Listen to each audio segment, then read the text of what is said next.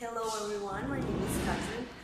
First of all, I'm going to talk about breast cancer. It starts when cells in the breast begin to grow out of control. These cells usually form a tumor that can often be seen on an X-ray or felt as a lump.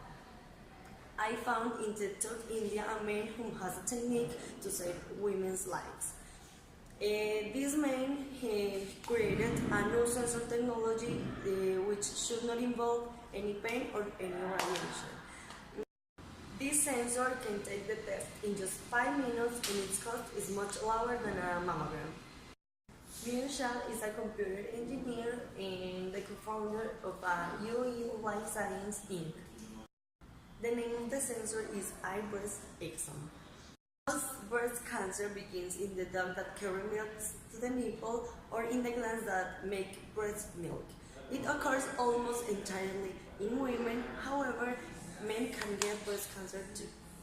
Now, let's see how breast cancer looks in women and how breast cancer looks in men. You will know how to do a physical examination. First, you will feel a little lump with your fingers, but it does not hurt and it's difficult to see it in initial stages. Usually it is tough. You will resent nipple inversion, skin change, or other nipple abnormalities. Another one is nipple discharge, particularly if blood stained. Okay, this is how a normal nipple looks like. This is how a flat nipple looks like. And finally, this is how an inverted nipple looks like. There are some people that have inverted people, but that does not mean that you have breast cancer. If you have breast cancer, it will be very notorious. A complete examination includes assessment of the axillae and supraclavicular fossa, examinations of the chest and sites of skeletal pain, and abdominal and neurologic examinations. The clinician should be alert to symptoms of metastatic spread, such as the following: supraclavicular fossa, axillae. Others are breathing difficulties, bone pain, symptoms of hypercalcemia, abdominal distension, headache, and jaundice. Now, let me explain you more about local treatment and that are like surgery and radiation therapy. Those are just for little tumors that can be treated with this. Now, let me explain you about systemic treatment. I think that this is the most difficult part of cancer because here we have aggressive treatment and the goal is to cure it, but it doesn't always work, as we know, and please pay attention to this. Okay, talking about systemic treatment, we have the first, that is chemotherapy. That is one of the most common. Okay, chemotherapy is one of the major categories of the medical discipline, specifically in cancer, which is called medical oncology. It uses one or more anti-cancer drugs as part of a standardized chemotherapy regimen with the intention of prolong life or reduce symptoms. Chemotherapy can kill cancer cells that have spread to or metastasized to most parts of the body, including the ones that are far away from the original tumor. What are the goals of chemotherapy?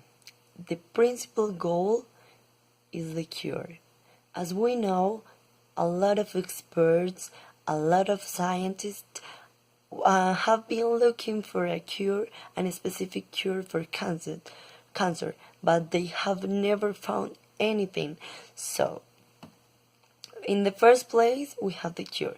If the cure is not possible, we go to control the cancer, and then we have palliation. The control cancer is just to prolong life and to reduce symptoms.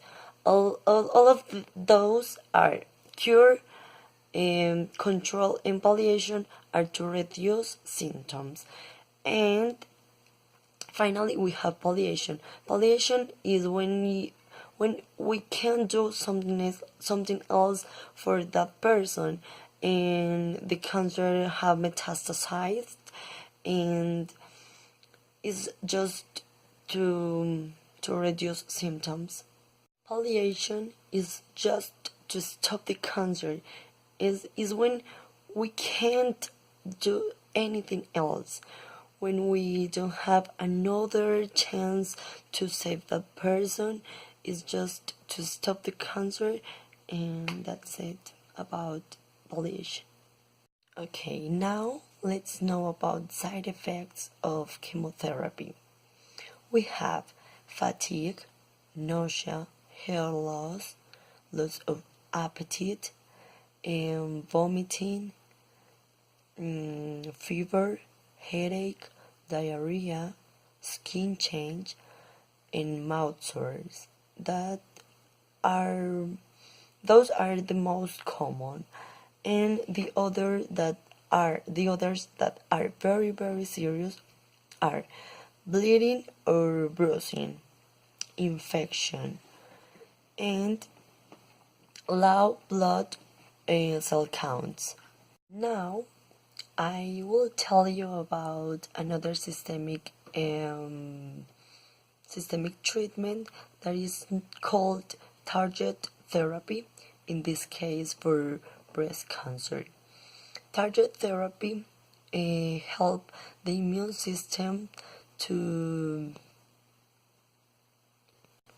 destroy cancer cells, stop cancer cells from growing, stop signals that help form blood vessels, deliver cell-killing substance to cancer cells. It causes cancer cell death. And finally, starve cancers of the hormones it needs to grow. And the last thing about systemic treatment are the side effects of target therapy. Okay, the side effects that we have are rash, hypertension, cardiac dysfunction,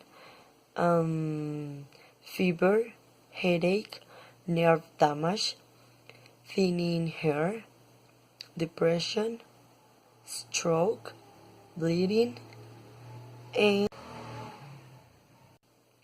and chills. Before we end, you need to ask for a lot of information about the cancer you have, and you need to be very precise with the doctor to have the best information as you can.